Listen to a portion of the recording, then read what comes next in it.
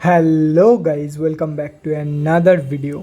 तो guys, Bhansali engineering की financial year 2023 की फर्स्ट क्वार्टरली रिजल्ट आउट हो चुकी है एंड उसके साथ साथ कंपनी ने एक इंटरिम डिविडेंड भी अनाउंस कर दिया है। तो गाइस, इस वीडियो में हम लोग यही देखेंगे कि कंपनी ने जून क्वार्टर में कैसी परफॉर्म की है, कौन से पॉइंट्स इंप्रूव हुई है एंड कहाँ पे कंपनी ने डिटोरिएट की है, और कंपनी के फंडामेंटल्स भी चेक करेंगे और देखेंगे कि क्या ये कंपनी पैसे लगाने लायक है या नहीं। उसके साथ साथ हम लोग कंपनी के टेक्निकल्स के बारे में भी डिस्कस करेंगे एंड डिविडेंड से रिलेटेड हर एक डिटेल्स भी चेक करेंगे।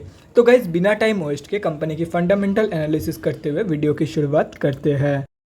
तो गाइज, अगर इस कंपनी के बिजनेस के बारे में डिस्कस करें तो ये कंपनी रेजिन्स के साथ प्लास्टिक मिला के एलॉयज मैन्युफैक्चर करती है, जो कि automobiles, home appliances, electronics, health care and kitchenware में यूज़ होती है।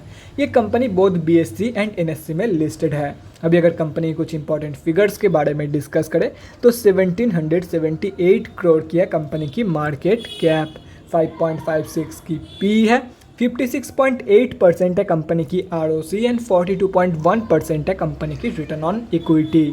लास्ट 6 मंथ्स की रिटर्न नेगेटिव में जा चुके हैं, नेगेटिव बाई 28%, एंड लास्ट 3 साल की जो सेल्स ग्रोथ है वो 4.41% के आसपास निकल के आ रही है, जो कि 3 साल के कंपेरिजन में काफ़ी कम है।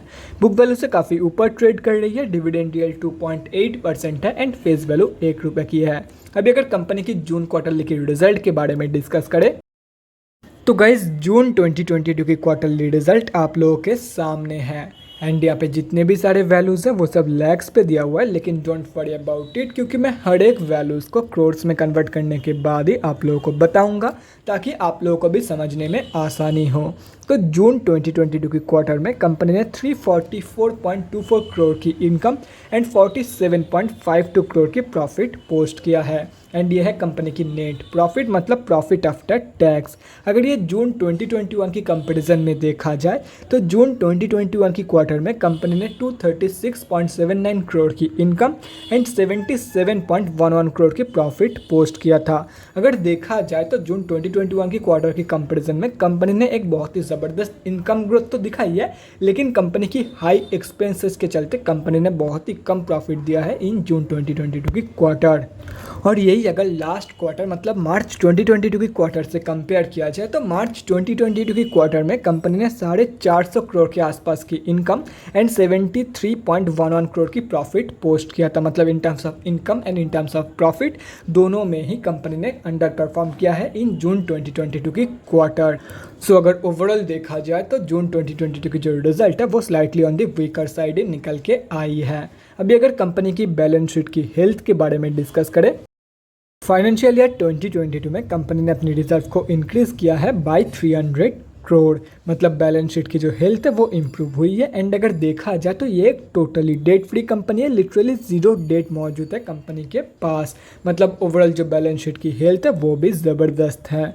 अभी अगर कंपनी के कैश फ्लोज के बारे में डिस्कस करें तो कैश फ्लोज की जो कंडीशन है वो डिटोरिएट हुई है इन FY 2022।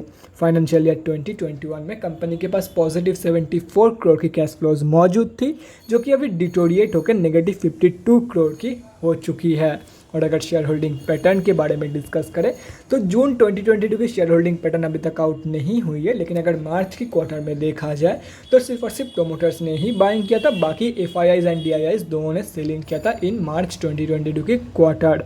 और अगर पब्लिक में देखा जाए तो 4 बड़े रिटेलर की होल्डिंग है एंड अगर ये सब कुछ कैलकुलेट करते हो तो इस कंपनी में हम अब जैसे छोटे मोटे रिटेलर की जो होल्डिंग है वो अप्रॉक्सीमेटली 37% के आसपास निकल के आ रही है।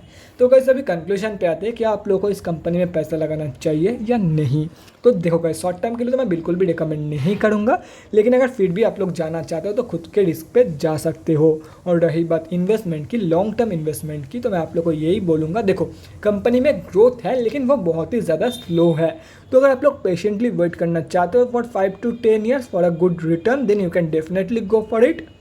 ये कंपनी आप लोग को रियली लॉन्ग टर्म में बहुत ही बढ़िया पैसा बना के देके जा सकती है, लेकिन 1-2 साल के लिए तो फिर 3 साल 5 साल ऐसे के लिए मत जाओ। अगर रियली लॉन्ग टर्म के लिए जाना चाहते हो तो जा सकते हो, क्योंकि अभी अगर कंपनी की ग्रोथ देखा जाए तो वो बहुत ही ज़्यादा स्लो है।